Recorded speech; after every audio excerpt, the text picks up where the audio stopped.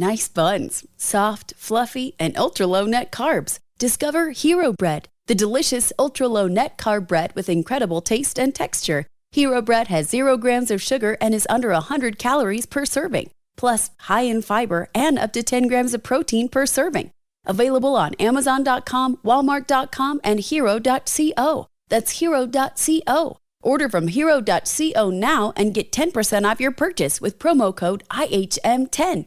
Celebrity voice impersonation not an endorsement. Why go to a single furniture store when you can go to Big Sandy Superstore?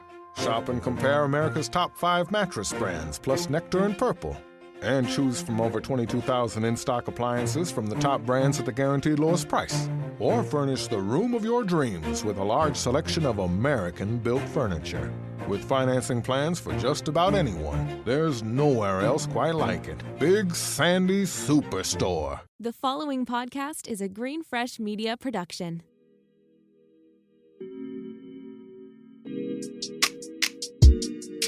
Hello, good morning, angels, and welcome back to Morning Rae. I'm your host, Alana. Happy Monday. I am currently in Jamaica as you are listening to this podcast, hopefully tanning, laying on a beach, reading a book, and just being relaxed, living my best life, enjoying the warmth, the sunshine, the beach, the sunsets, the yummy food, the delicious food, the ability to run in maybe I'll be running. I don't know. Will we be running on a treadmill? Will we be running on the beach? Will we be running around the resort? We shall see. I shall report back in the solo ep, which will be in like 2 weeks. I know I said this was going to be a solo ep, but I just don't have time right now. I have a lot going on. I have 2 trips back to back. I have a lot of deadlines. So we are pushing forward some of the episodes I have recorded with guests. So I have pushed forward the episode with the Monday Girl podcast. Thank God it's Monday, TGIM, which is hosted by Monica and Nicole. They're so awesome. We talk about so many incredible things. So if you are a girl looking to network, you're not sure how to network, this episode has got you covered. And I think you're going to really enjoy it. It is information that I wish I had upon graduating. So I hope you really enjoy this episode, but let's get into my weekly intention.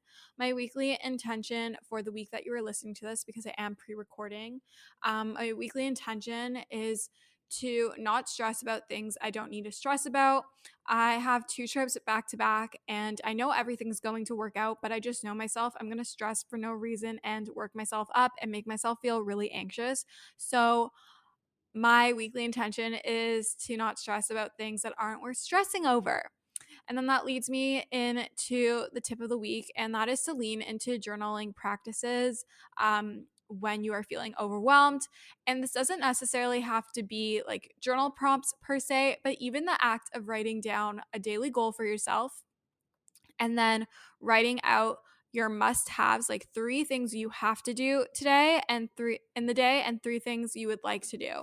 And that will really help break things down and make it seem a lot more achievable and give you smaller bites so that's easier for you. You can mentally see the 3 things that you have to do, 3 things that you can aim to try to do, and it's a lot more easy and less scary than a never-ending to-do list.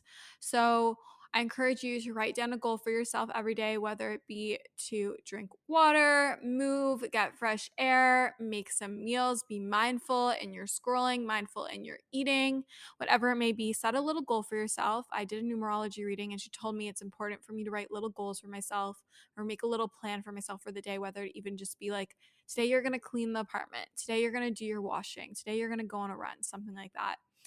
So write down a little goal, write down 3 things you have to get done that are really time sensitive, and then write down 3 things that you would like to get done. Okay. So then that leads me into my current favorites. I am currently obsessed with this Merit lip oil. It feels incredible. It looks incredible. And then I'm also obsessed with a new Merit blush. I had it in a different color. I had it in Beverly Hills, and now I have it in Cheeky, and it's stunning. And then on top of that, I'm sorry, these are all makeup favorites, but I'm obsessed with, so I got the Charlotte Tilbury Flawless Filter, and I love it. I got like a lighter shade. I got it in Too Fair, but it's a glass bottle, so I don't want to travel with it to Jamaica and then New York. So I got the L'Oreal True Match Lumi Glotion, which is apparently a dupe, and I got it in a darker shade. I got it in medium glow, and I put it on today. It's February 1st when I'm recording this, but I put it on today, and it is stunning. I absolutely love it. It makes my skin look so glowy and healthy and flawless. It is like a skin tint, so I did put a little bit of concealer on top, but absolutely love it. I'm been having so much fun doing my makeup, and I feel like I finally have the tools to do it and the products. And for so long I kind of got bored with my makeup routine, and I always feel like when you change things up and you get new products and get a new routine, it makes it fun and exciting again, and you look forward to doing it opposed to trying to do it as fast as possible. So if you're in a rut with your makeup routine, it's probably been the same one you've been doing since high school or as long as you can remember, switch things up. Find a tutorial on TikTok, on Instagram, on YouTube, wherever, maybe even Pinterest. Maybe my TikTok little get ready with me's, hint, hint, nudge, nudge, wink, wink, and try something new. Try new products, get fun, get creative. It's like an art. Makeup is an art. I highly recommend, but I'm going to stop talking about makeup, and we're going to bring Nicole and Monica onto Morning Rae, and I hope you enjoy this episode. Okay, so I'm here with the girls from TGIM. Wow, thank God it's Monday. It is not Monday. It is Saturday when we're recording this. Saturday. It's also minus 35, so nice and hot here in Toronto. Yeah. But welcome to Morning Rae. Who are you? Where are you from? And what are your zodiac signs? Oh, I freaking love that question. That's such a good one. Okay. My name is Monica. I am 26 years old. I'm originally from just outside of Toronto, but currently live in the city. And I am a Gemini, and a very, very, very true Gemini through and through. Okay. My name is Nicole. I'm originally from the Caribbean. I moved to Toronto in 2013, and I'm a Taurus. Oh my God. What are you, Elena? I'm a Leo. Are you Gemini? No, I'm a Leo. What the hell? I thought you were a Gemini. Okay, well. Yeah, because you're so routine. Okay, but here's the thing. Like, I know my big three, and my moon sign is Gemini, and that's like how you communicate yourself and like the way you other people see you, like your external self. So maybe that's why. I don't know. Because I was like, I was gonna ask. I was like, I know when some people don't like that question, so I was like trying to. Oh, that's so funny. Wow, I didn't know you were from the Caribbean. That's so cool. Yeah.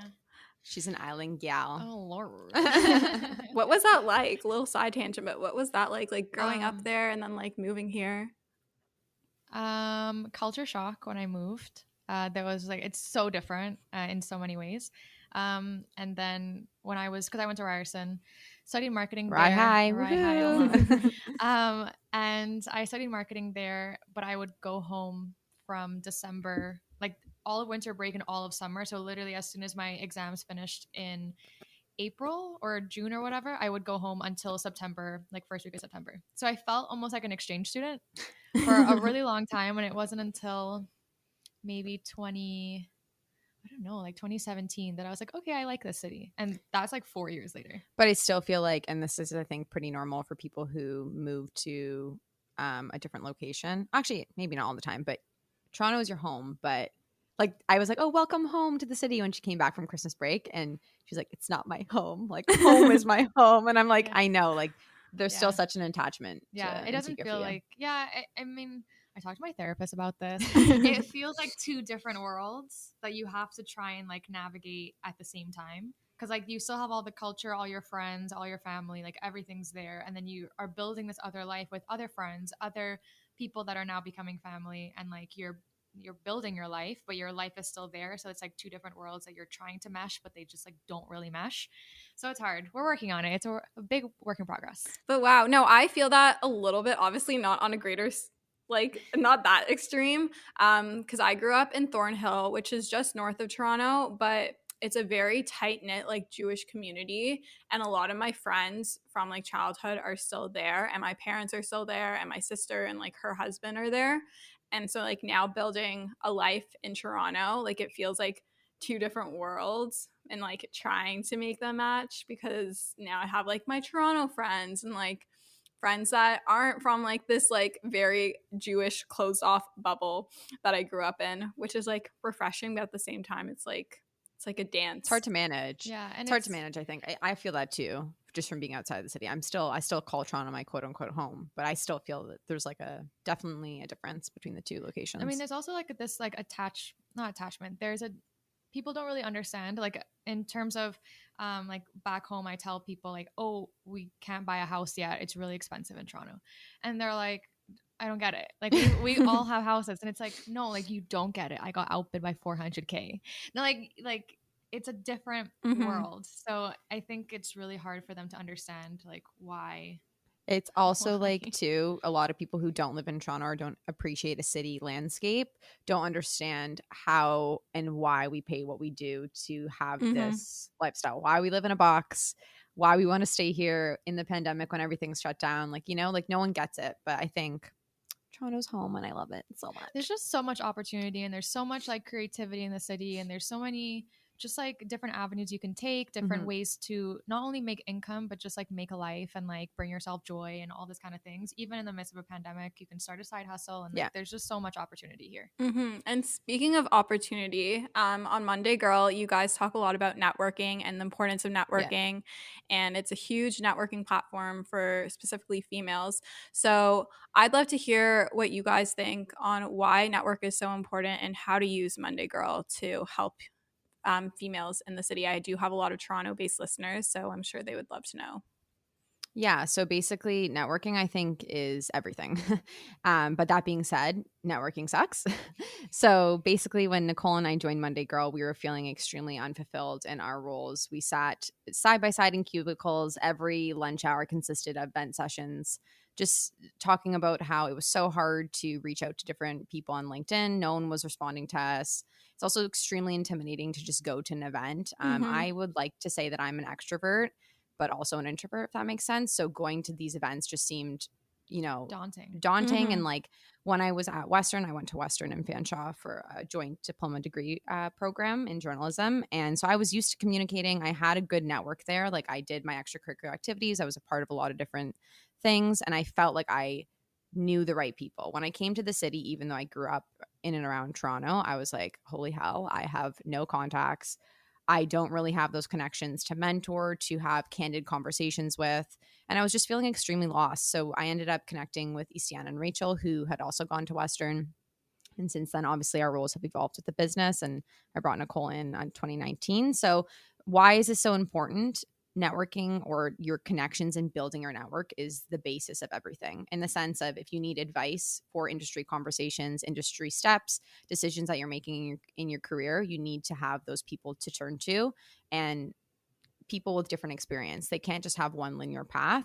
But finding those connections is very hard. So that's where Monday Girl comes in. We have obviously many different avenues. We have our social platforms, and then we also have Social Club, which was launched in 2021. It's currently we have just over 300 members, but it's growing every launch very, very much, which is incredible. So the women who are part of Social Club range from different industries. It's a place where you're really able to have candid conversations, whether it's through anonymous Slack messages and or through the cocktail networking hours that we host. We also have incredible workshops and resources and courses to turn to be able to make those decisions in your career and really take control of what you're doing in your life by having that network and by having those connected and like-minded individuals a part of Social Club and part of Monday Girl. That was a very long-winded answer, but great. That was great. Oh, thanks. Yeah. Thanks. And I'll just add one more thing. In the last 2 years, I've really kind of looked at my career path and tried to sort out what my next moves are in the next, say, 5 to 10 years. And it's been really, really challenging. Obviously, the pandemic has added an extra layer onto that. But if I didn't have the network of people that I did, or that I do, I would never be able to be in the position that I am right now and hopefully be in the position that I want to be in the next 6 months. So it's really, really important to start at an early age. And I think I wish I started earlier. I did. Honestly, I'll give myself kudos. I started pretty much right after Western, but it's important to continue every year to build that trajectory and continue to stay motivated to always increase your network of connections.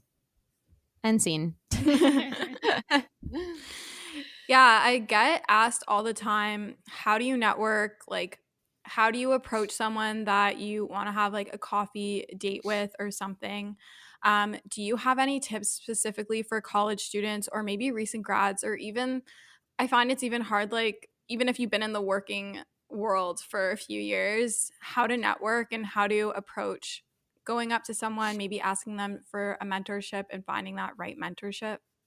In my personal advice, this isn't like Monday Girl Back. This is just like talking from Nicole. I don't think anyone should ever ask someone to be their mentor. I think that's a relationship that grows organically. And I think it starts by reaching out with all the coffee chats and stuff, and it grows into a mentorship, hopefully, if that's your goal. And then if you want to talk about Yeah, so I think that's a good point. But I do think if you do explicitly say that you want someone to be your mentor, you just have to be prepared to build that kind of relationship and show that you're serious about it. Because a lot of people will just say, quote unquote, I want you to be my mentor, but you have to put in the work for it to actually, for you to get something out of it. In terms of reaching out cold, I like to call it like cold coffee chats. I had to do this a lot in 2 years, like 2020 to 2021, when I was trying to find a new role. And obviously, like, virtual networking was something that was very new to us. And in my previous role, not in the role that I am in now, but previously, like, I wasn't really comfortable leading a meeting, didn't have a lot of like client exposure per se, I guess. And so it was really intimidating for me. But I would say just do it. Once you start doing it, it becomes a lot easier. I set a goal for myself when I was really looking for a job. It was connect and like book coffee chats with, I think, like 1 to 2 people per month. And then it moved down to 1 person per week, which again can seem really, really scary. But just sending the message, majority of people, especially now working from home, will allot for 15 minutes for a coffee conversation. That being said, when you do have that time with someone, you need to put in the preparation to actually make their time worthwhile.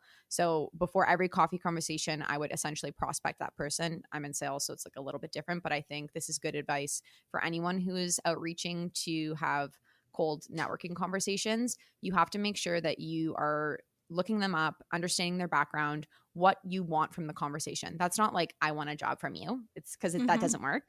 It's more like, what advice or what can you learn from their experience, and having a list of questions that you can come prepared with to get from that person, or to, you know, get the conversation flowing. Sometimes the conversation goes wherever it shall go, but it's important to kind of have an agenda for that, and also create an agenda for the counterpart to let them know that you're taking it seriously. Yeah. And just so it's like expectations, right? So they know how the meeting will run. Yeah. And then to build on that, before you even book the coffee chat, I would say, if you're reaching out to any potential people that you want to talk to, draft your message that has something specific that shows that you're looking at their history. Whether let's say I was doing it for Monica, I'm super interested, I looked at her LinkedIn, saw that she went to Fanshawe. Okay, well, maybe I went to Fanshawe, and then I would talk about that, and then go into her experience maybe at Bell Media. I'm super interested in media.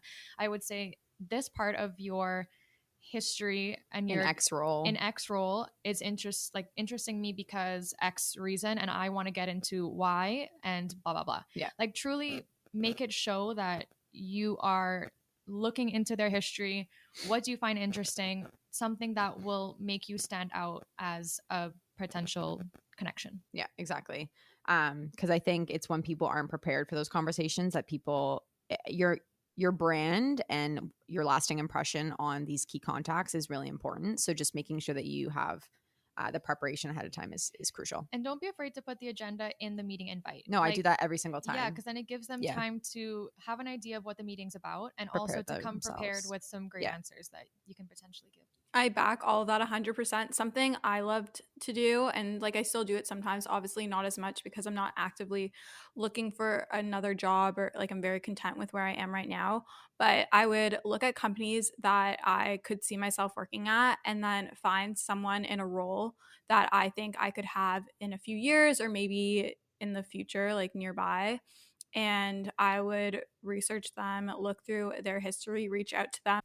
I feel like my list of things to buy, to do, activities that involve spending money is never ending around the holidays, making the idea of investing and saving and thinking about your future to be a little bit more challenging, a little bit more overwhelming.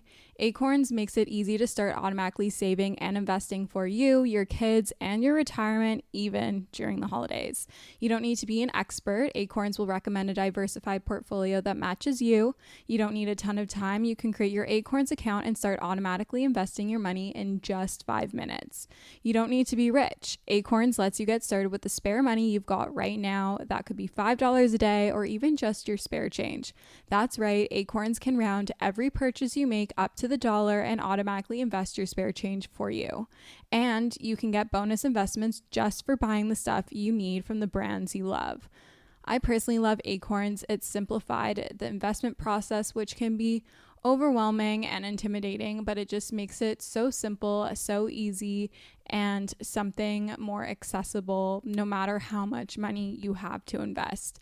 Head to acorns.com/Alana or download the Acorns app to start saving and investing for your future today. Paid non-client endorsement compensation provides incentive to positively promote Acorns. Investing involves risk. Acorns Advisors LLC, an SEC registered investment advisor. View important disclosures at acorns.com/Alana. I'm super excited about today's sponsor. They've sponsored the podcast before, and this is a topic I'm super passionate about. I fear that us as girls struggle with PMS far more than we should, and we really shouldn't. I truly get the worst PMS symptoms. My boobs are sensitive, my face breaks out, my sugar controllings are out of whack. I feel like I'm just a bottomless pit. My mood is not the vibe, and Estro Control has been super helpful in helping manage those PMS symptoms and making that time of the month a lot more enjoyable. Estro Control is a formula developed by Happy Mammoth, a supplement company dedicated to making women's lives easier. Say no more. Estro Control contains science-backed herbal extracts that help support hormonal health, especially if you are someone like myself who struggles with PMS. It was created to help women feel like themselves all month long and to not struggle with the feelings PMS can cause. For a limited time, you can get 15% off your entire first order at happymammoth.com. Just use the code Alana at checkout. That's happymammoth.com and use the code Alana for 15% off today. With a personalized message and try to set up a coffee date with them, so I would be able to get insight on not only how they got to where they are now, but also if they like that role. Do they think that maybe they have some advice on what I can do to be able to be successful in achieving that role or getting to that spot in my career? And then you're also creating a network in the areas that you would like to work in. Mm-hmm. Totally agree. In terms of job searching, I know I didn't get my jobs in a very much traditional way. I've have a history of getting hired on the spot, so I don't have like a huge background on like going through an intense like interview process or really building up a resume that I've like written out. A lot of people thankfully know of me by word of mouth or like through referrals, which is awesome. Pat on the back for me. I don't know how I did that. But do you have any do's or don'ts of what you should do when you're structuring your resume? The best way to do it. I know when I applied for Microsoft, like they have an algorithm and literally like 2 seconds after I applied, I got declined and then you can't apply again. So do you maybe have any tips for making your resume stand out and really increasing your chances and your odds of getting that interview? I think one thing that helped me, and I noticed while like looking for a job in the last 2 years, what changed when I adjusted my resume. So when I was in the creative space, it was a lot more of like how my personality showed on the resume. And I think that's important for people who are in creative industries, because I think that's something that people look for. When I switched to more of like a corporate, or when I was applying to more corporate roles and a little bit more serious departments, one thing I really pushed, and I think everyone obviously has KPIs regardless of what kind of industry you're in. So obviously, like I mentioned before, I am in sales, but really understanding some of your key performance metrics and being able to highlight those in your resume. Numbers stick out always. Doesn't matter what role you're in, what industry you're in, those kind of key KPIs always do stand out when someone is quickly reviewing your resume. I also just think lingo and like language that you're using is extremely important. So always reflecting back to the job description that you're applying to, understanding key verbs that they're using and translating that into your resume will help you kind of either be chosen, hopefully, and or if they do have a system, your resume hopefully will stand out. That being said, just to like a sidebar, being super busy can make it really easy to fall into a dinner time recipe rut, or even with your lunches. Any meal, honestly, can get you into a rut, especially with a busy schedule this fall. You can keep mealtime exciting with over 40 recipes to choose from every single week, so there's always something delicious to discover with HelloFresh. It's truly a no-brainer. It does all the shopping and meal planning for you. Ingredients arrive at your doorstep, pre-proportioned and ready to cook, along with pictured step-by-step recipe cards. It's never been easier. I personally love HelloFresh as a way to get exposure to new recipes, make my life a bit easier as a busy 20-year-old in the city. And I love that it's worry-free, it's super easy, it's convenient, and gets delivered straight to my door.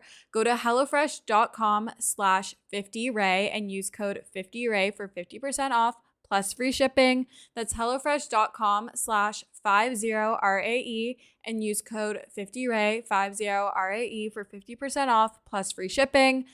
HelloFresh is America's #1 meal kit, and thank you for sponsoring today's episode of Morning Rae.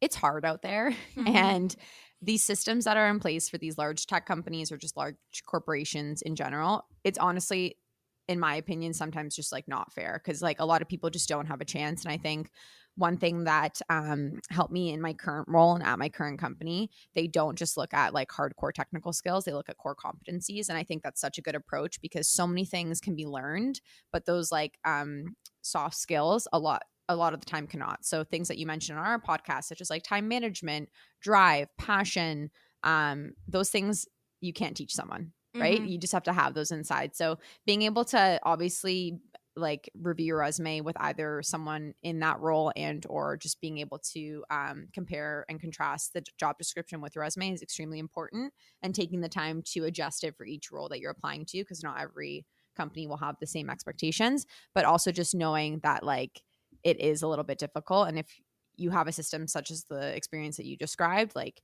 it is what it is. You know, sometimes like that's when you need to go the next step and be able to build a connection internally within the company, so you get some insight into what they're looking for exactly. Yeah, and to get granular on what Monica was mentioning about KPIs, so instead of saying responsible for booking ad space, that's it.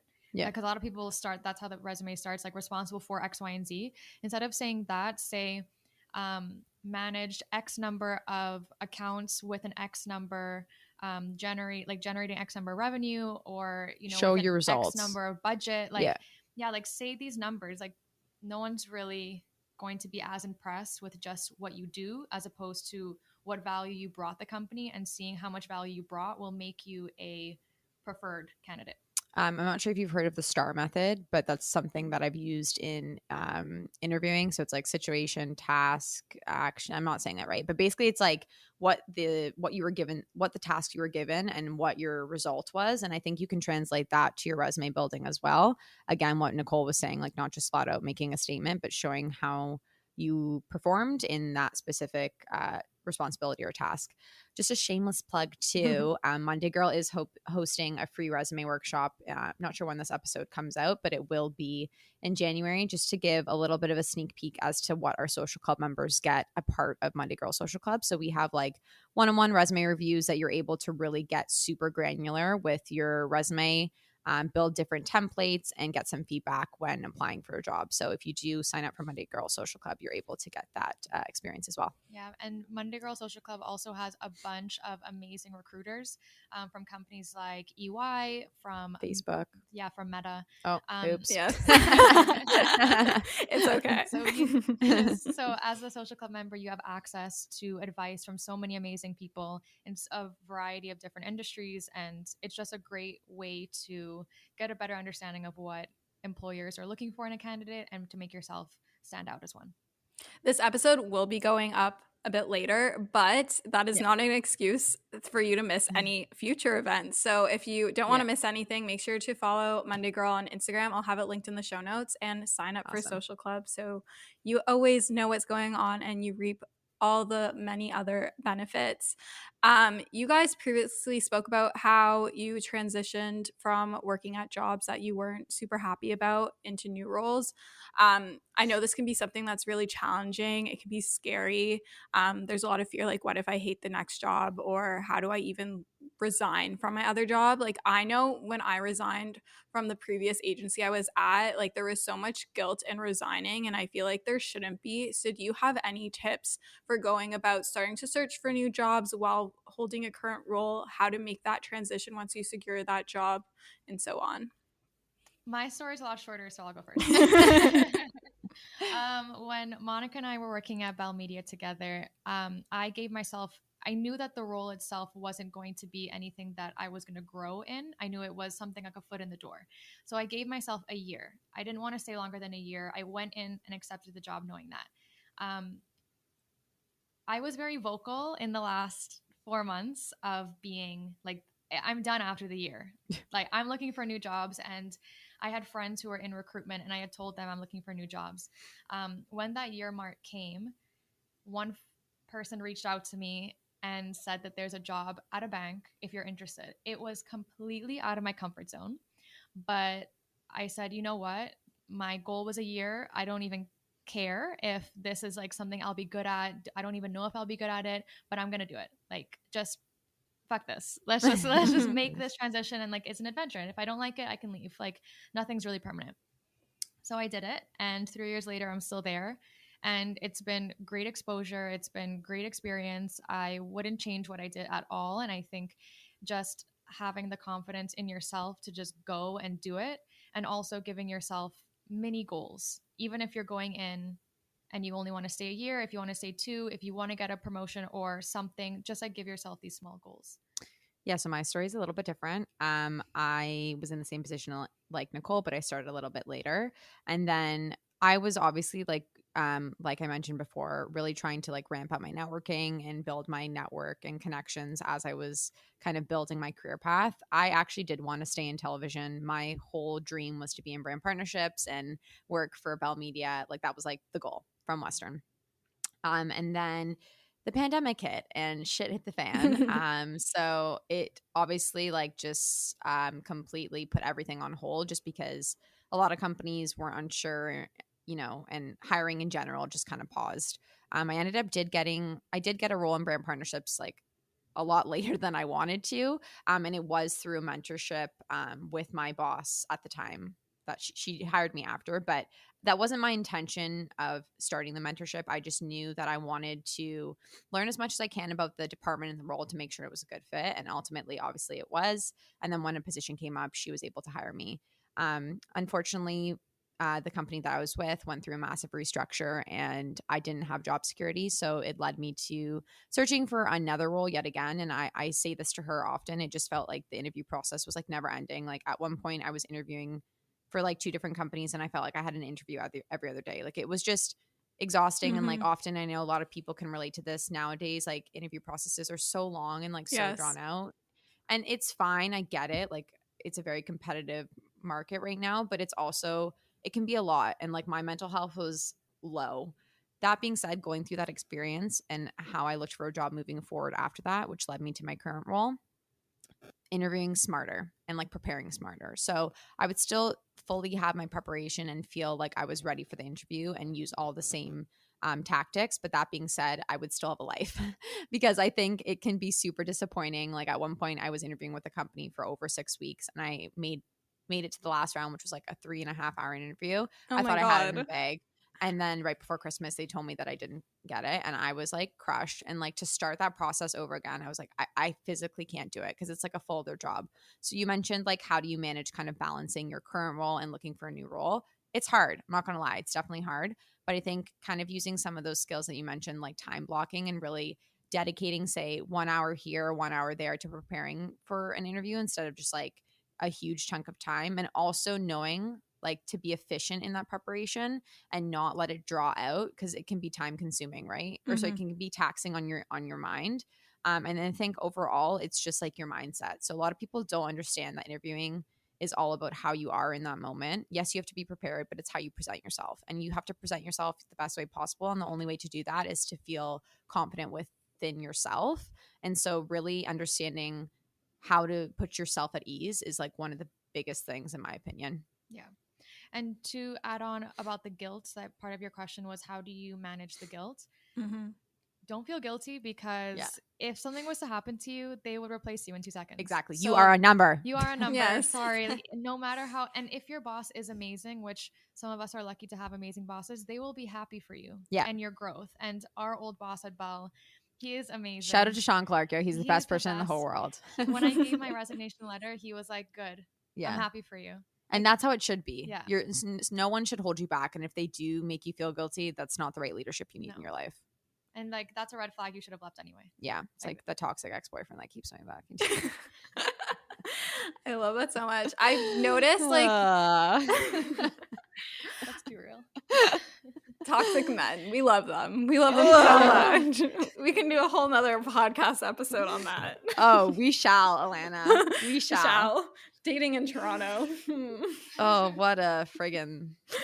That's a drama. That's like worse than a rom-com. It's like, anyways, we digress. I've noticed like, at least like in my experiences, more and more companies are hiring like based on like your personality and how you would fit into a team. And I'm so happy that like the professional world is starting to move in this direction. Obviously not every organization is, but at least like the smaller companies, I'm very lucky that I've worked for a lot of startups. And it's like really refreshing to see. We spoke a little bit on our podcast episode on your podcast about finding balance and setting routines. So how do you guys find balance in working your normal 9-to-5 job, working for Monday Girl, and still living like a healthy, balanced life, whatever that means to you? Well, right before the holiday break, I felt like I was actually our whole team was like completely burnt out. We all have very different working styles, which is good, but it can also be kind of low-key exhausting because like I'm a morning person, a few members are night people, and like some people work on the weekends, some people work like, so it's just all over the place. And I think that we were like just at a point where we're like, okay, we need to switch up some of our workflows and processes. So it's been a little bit better since then. To be honest, it's a huge adjustment. And I think it's all about setting boundaries. And I said this to her too. Like, I'm really good, like yourself, Lane. Like I time block everything. And so there's times when this is when I'm working on Monday Girl, and then this is when I'm working on my 9-to-5. And unfortunately, like my role right now for 9-to-5, like there's no way I can balance the two. Like I can't look at Monday Girl stuff during the day, even at lunch. It's just too much go. So I really rely on like the mornings and the nights to get my work done, but it's just being more efficient in those hours. So I really have to focus and get super granular as to what is on my to-do list. And that's worked for me right now. Again, I'm just like a super type A person. Low-key though, it's a lot. And I feel like now, like you mentioned, trying to balance a personal life as I try and like date and like hang out with my friends and spend time with my family, it's hard to kind of relax those routines and let like slip ups come up, you know what I mean? In the sense of like sometimes not everything's going to go as planned. And so I'm still kind of learning that. I think balance is a really, really tough thing and it takes a long time to get there. But we're slowly trying. I'll shoot it off to Nicole to see how she's managing it. Well, you work in social, so you get it. Like social media is a full-time job, whether you have other jobs or not. Like it's just a constant platform that you have to be on. For me, automation is my best friend. Like in the past, I think 6 months, we've automated a lot of the things that we do. And that has helped me so much. Content creation in batches helps me so much. Just putting in the little extra prep time will save you so much time. And like Monica mentioned before, the burnout was so real last year. Like I just couldn't be creative. Like everything was scattered just because I didn't have like the capacity to organize anything. I would like things were slipping through the cracks, like so many things. And I just like mentally, I was like very unwell. And then I got to go home I took all my vacation, took a month off, saw my family, like saw my friends.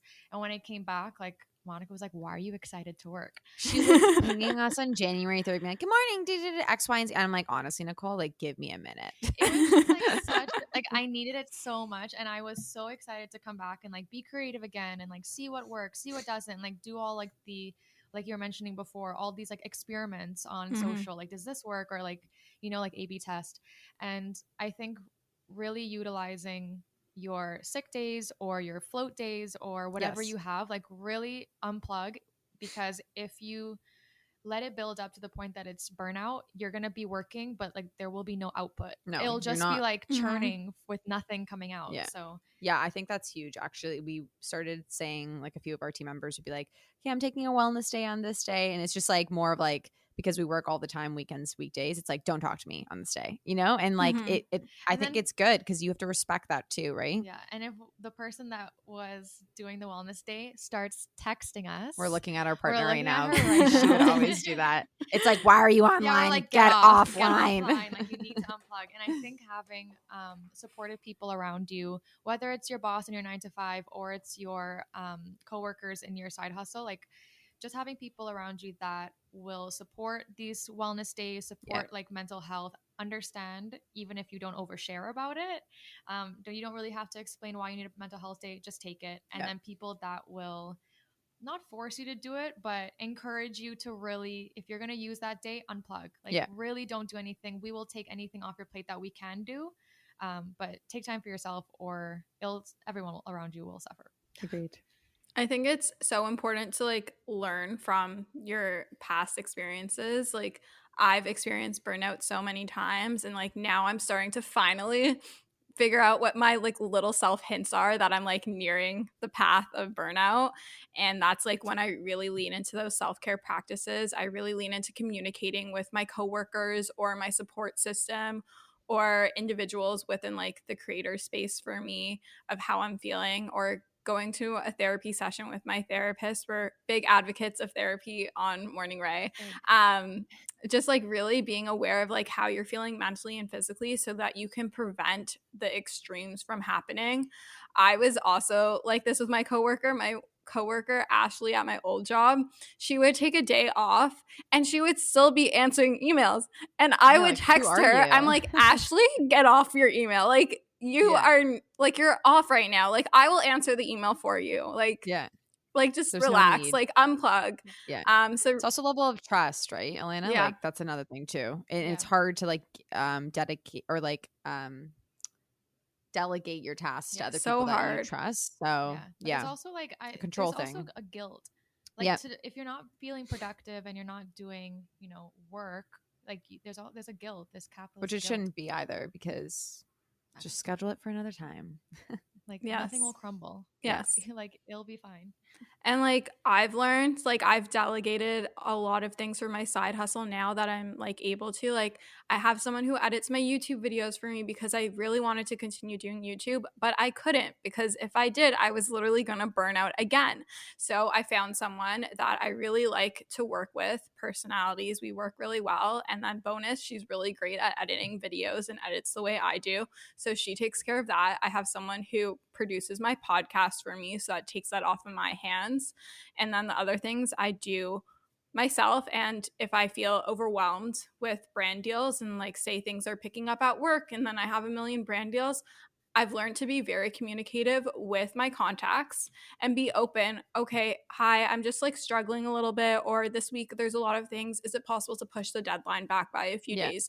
People are so much more understanding and accepting and will just like agree to it than you think. I feel like we all get in our heads that we have to be like perfect all the time and like perform everything and finish everything early and be super productive, like hyper productive, like this hustle culture.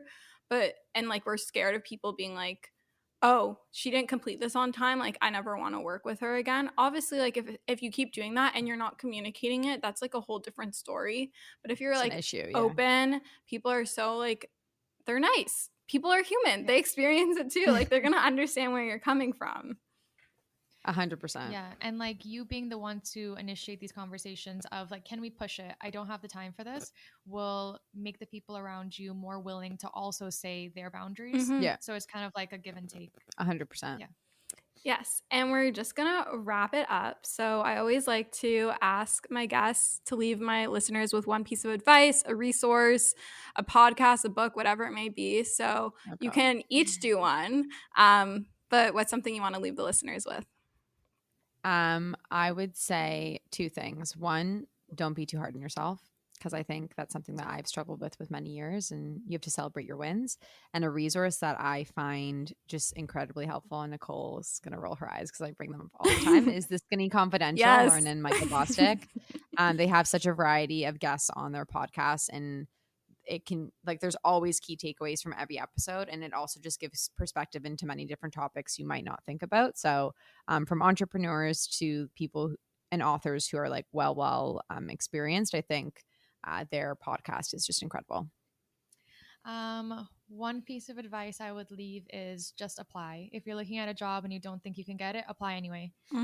Because there are so many things that you can offer that maybe aren't on the job description, but that they're looking for. And it could be soft skills, it could be anything. So just apply, even if you don't think you'll get it. And if you think you're not good enough, if you think it's too above your pay grade, just do it. Do who it. cares? Literally, who cares? It takes like 5 seconds. Just Sponsored by Nike. Just Yeah. kidding. Basically. Yeah. One piece of resource. Her book that she was reading. Which one? The one that you wanted to do all these exercises. Oh, that one? Yeah. Oh, okay. There's a book called Play Bigger. It's by 3 different authors, and I can't think of it right now, but it is amazing. It's a book about creating a company that doesn't yet have its own category, but a lot of the tips and tricks and advice and everything can be applicable to whatever company you're building.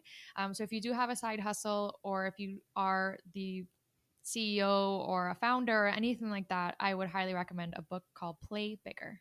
I'm gonna write that down. I'm It's so write that. Also, the Midnight Library is really good. It's not business related at all, but the Midnight Library by Matt something. It's amazing. Okay. We don't know authors here. I like never do. It's so bad. I'm I like, never remember. It's what Google's for, right? yeah, basically. But to piggyback on just applying to jobs, I literally applied to my current job for shits and giggles. I had been following mutual friends for like since the summer, and I saw that they posted a job, and like I didn't really have the intention of leaving my past job when I applied for it. I didn't think I was going to get it. Literally second interview was hired. So that's proof that if you're listening to this and you see jobs that you're interested in and you think you don't have the job requirements, well, honey, it's just a wish list. You can make your own wish list and provide your own deliverables. So just apply and maybe they'll take a chance on you like mutual friends took a chance on me. I love it. Me too. Mic drop. Boom. And where can the listeners find you? Personal stuff, whatever. Plug yourself out.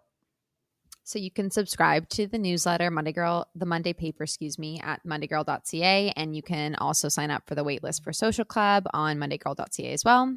And subscribe to the podcast on wherever you listen to your podcasts. So on Apple or Spotify, TGIM podcast. And then also, am I just going to continue this? I was going to shoot it off to you at mondaygirlto for our Instagram content. And we are on TikTok. And the handle is at _ Monday Girl. I was just about to look that up. I'm not sure when this episode airs, but Social Club is open for 1 week starting January 24th. So if any of your listeners are interested in becoming members, we typically open Social Club like once a quarter. So just sign up for our newsletter, follow us on socials so you can know when it's opening. Awesome. Well, thank you so much for coming on Morning Rae. This has been like a long time in the making. I feel like we booked forever ago, but I'm so happy it finally happened. So thank you. You are so welcome, and we can't wait to continue watching your TikToks because I'm obsessed. Thank you. If you guys like this episode of Morning Rae, make sure to rate, comment, and subscribe, as that's how you can help support the podcast. I love you guys so much, and we'll chat soon. Bye, guys.